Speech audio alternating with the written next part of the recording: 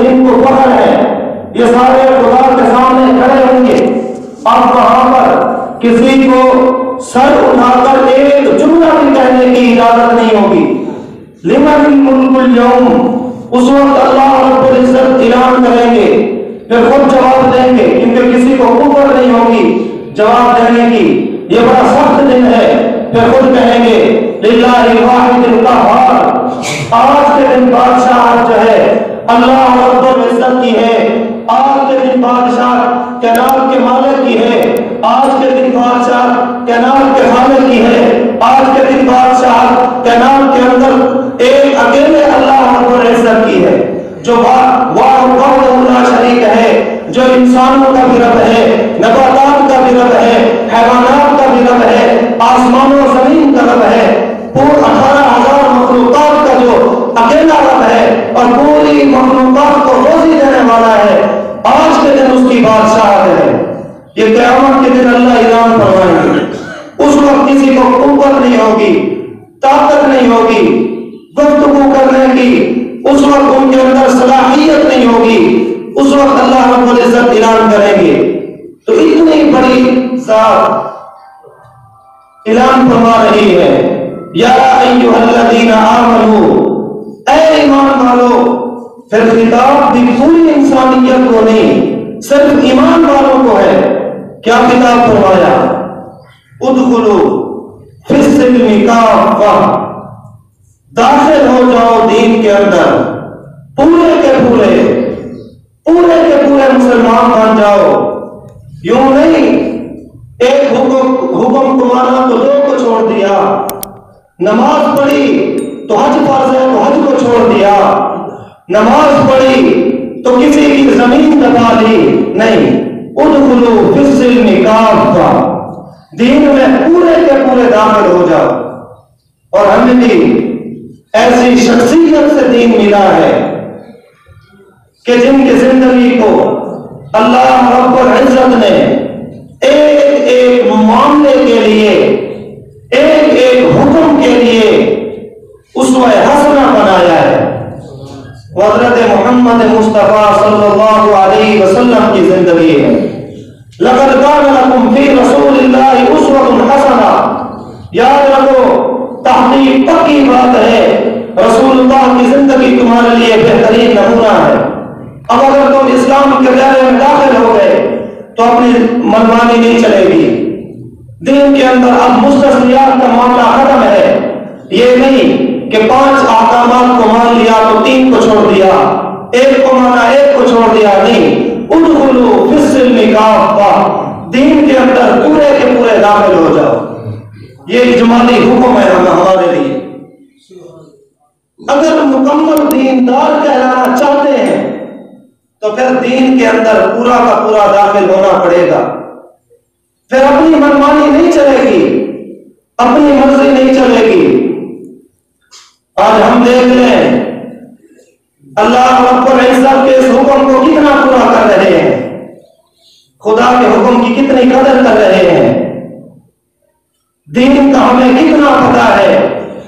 ادخلوا فی السلم کافہ، دین میں پورے کے پورے داخل ہو جاؤ. مکمل دین کیا ہے میں ابھی بتا رہا ہوں آپ کو، توجہ سے سنیں. دین نام ہے 5 چیزوں کا. یہ 5 اجمالی چیزیں ہیں. جتنے بھی دین کے احکامات ہیں ان 5 چیزوں کے تحت داخل ہو جاتے ہیں. وہ 5 چیزیں یہ ہیں. نمبر 1 عقائد، نمبر 1 عقائد، نمبر 2 عبادات، نمبر 3 معاملات، نمبر 4 معاشرت، نمبر 5 اخلاقیات. یہ 5 چیزیں ملتی ہیں، مجموعہ ان کا دین کہلاتا ہے، دین اسلام کہلاتا ہے.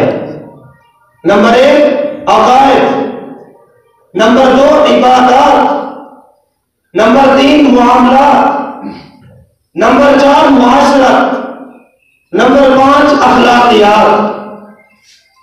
جس بندے کے اندر یہ 5 کی 5 چیزیں ہوں گی وہ مکمل دیندار ہے، وہ مومن کہلانے کا حقدار ہے، وہ پکا مسلمان کہلانے کا حقدار ہے. اگر ان 5 چیزوں کو کھولا جائے تو ایک حدیث اس کی طرف اشارہ کرتی ہے کہ اسلام کے 70 سے زیادہ شعبے ہیں، اور اس میں ادنا یہ ہے راستے سے کسی تکلیف دہ چیز کا ہٹا دینا. ہم اس کو معمولی سمجھتے ہیں، جبکہ اسلام کے شعبوں میں سے ایک شعبہ ہے. یہ حضور علیہ السلام نے فرمایا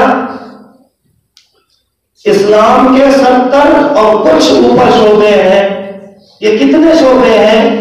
علماء کرام فرماتے ہیں یہ 78 شعبے ہیں. 5 چیزیں اجمالی عقائد ہیں، پھر آگے عقائد کی تفصیل ہے،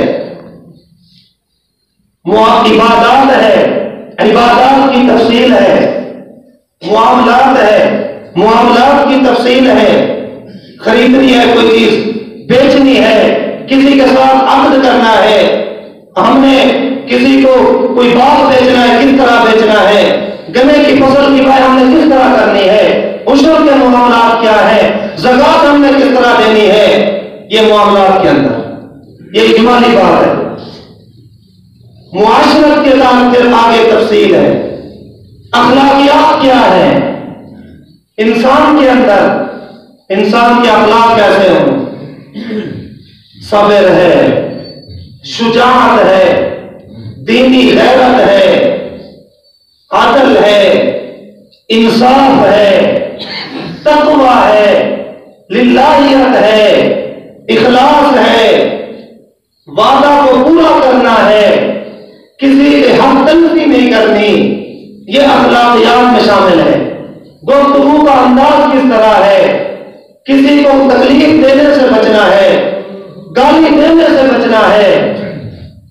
یہ 78 شعبے دین کے بنتے ہیں. ہم اپنے آپ کو مسلمان کہلاتے ہیں، ہمیں ان 78 میں سے ہمیں کتنوں کا پتہ ہے؟ آخر کیوں ہم دین کی طرف توجہ نہیں کر رہے؟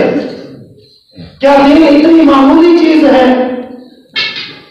کیا وہ وقت ہمارے سامنے نہیں جب بیٹیوں کو اپنے جسم کو زمین کے نیچے زندہ دفن کیا جاتا ہے، نعوذ باللہ من ذالک، اپنی ماؤں کے ساتھ زنا کیا جاتا ہے، پھر اچانک اسلام کا سورج طلوع ہوتا ہے اور ایک مکمل ضابطہ حیات ہمیں دیتا ہے اور ایک عظیم نعمت ہمیں دیتا ہے.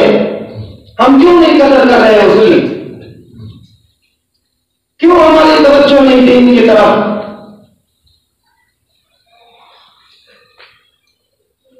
ظاہری دنیا کو بہترین طور پر ہم جانتے ہیں، آخرت کی فکر نہیں ہے. دنیا کے اعتبار سے ہم سے زیادہ کوئی چلاک نہیں ہے، ہم سے زیادہ کوئی ذہین نہیں ہے. دین کے معاملے میں کیوں ہم سستی کرتے ہیں؟ ہمیں کیوں نماز کی سنتوں کا پتہ نہیں ہے، نماز کے واجبات کا پتہ نہیں ہے، نماز کے فرائض کا پتہ نہیں ہے. دن میں 5 مرتبہ اللہ رب العزت کا حکم ہم پر لاگو ہوتا ہے، اور جس کے واجبات کو، فرائض کو، سنن کو، مستحبات کو جاننا ضروری ہے، ہر بندے پہ فرض عین ہے. ہم کیوں نہیں توجہ کر رہے؟ اور توجہ کریں بھی کیسے؟ جن سے ہمیں دین ملنا ہے ہم ان کی قدر نہیں کرتے. علماء کرام کو گالیاں دیتے ہیں، ہم قدر نہیں کرتے. کیا کوئی اور ہمارے پاس ذریعہ ہے دین کو حاصل کرنے کا؟ انٹرنیٹ پہ بیٹھ کے ہم دین کو حاصل کریں گے؟ ایک پکے عقیدے والا بندہ جسے عقائد کا پتہ تو ہو، اگر اسے اپنے عقائد کے دلائل کا پتہ نہیں، اگر وہ انٹرنیٹ کھولتے شام کو وہ بھی بے دین بن جاتا ہے. اتنی خباثت ہے، بے دینوں کی ایک جماعت ہے جو نیٹ پہ کام کر رہی ہے. کیا ہم وہاں سے اپنے دین کو حاصل کریں گے؟ کیا ہمیں کھڑے کو کھوٹے سے پہچان الگ کرنے کا طریقہ پتا ہے؟ نہیں. عقائد صحیحہ کا ہمیں پتا ہے؟ نہیں. اور یہ کہاں سے پتا چلے گا؟ جن سے پتا چلے گا ان کی قدر نہیں کرتے. ایک حدیث سنا کے بعد ختم کرتا ہوں. رسول اللہ صلی اللہ علیہ وسلم نے فرمایا بنی اسرائیل کے 72 فرقے بنے، میرے امت کے اندر 73 فرقے بنیں گے. صحابہ نے پوچھا یا رسول اللہ صلی اللہ علیہ وسلم نجات پانے والا کون ہے؟ کامیاب ہونے والا کون ہے؟ خدا کی خوشنودی کو حاصل کرنے والا کون ہے؟ جنت کا مستحق کون ہے؟ کون ہے جو دنیا میں بھی کامیاب ہے اور آخرت کے اندر بھی کامیاب ہے؟ جواب توجہ سے سنیں. رسول اللہ صلی اللہ علیہ وسلم نے فرمایا ما انا علیہ واصحابی، 72 کے 72 فرقے جہنمی ہیں. یہ میں نہیں کہہ رہا، کائنات کے سردار مقصود کائنات شافی محشر ساقی کوثر رحمت للعالمین امام الانبیاء نبی الانبیاء حضرت محمد مصطفیٰ صلی اللہ علیہ وسلم فرما رہے ہیں ما انا علیہ واصحابی، کامیاب 73 میں سے وہ ہے جو میرے راستے پہ چلا، میرے صحابہ کے راستے پہ چلا. آج صحابہ سے ہمیں کتنی محبت ہے، کتنا ہم قدر کرتے ہیں. تو میں بات یاد کر رہا تھا دین والوں کی قدر کریں، اپنے تعلق کو ان کے ساتھ جوڑیں تاکہ ہمیں دین کے شعبوں کا تو پتا ہو. عمل قسمت کی بات ہے، اپنے عقائد کا تو پتا ہو، ہماری عبادات کیسے سنت کے مطابق بن جائیں ان کا تو ہمیں پتا ہو. کہاں سے پتا چلے گا؟ علماء کرام کی قدر کرنے سے پتا چلے گا، ان کی چوٹیاں اٹھانے سے پتا چلے گا. یہ دین کے 5 بڑے شعبے ہیں اور 78 شعبے ہیں دین کے. یہ ہمیں کیسے پتا چلیں گے؟ جب ہم ان لوگوں کی قدر کریں گے. رسول اللہ صلی اللہ علیہ وسلم نے فرمایا ان العلماء ورثۃ الانبیاء، یاد رکھنا یہ علماء جو ہیں انبیاء کے وارث ہیں. اور ایک اور حدیث تو عجیب سنائی، علماء امتی کانبیاء بنی اسرائیل.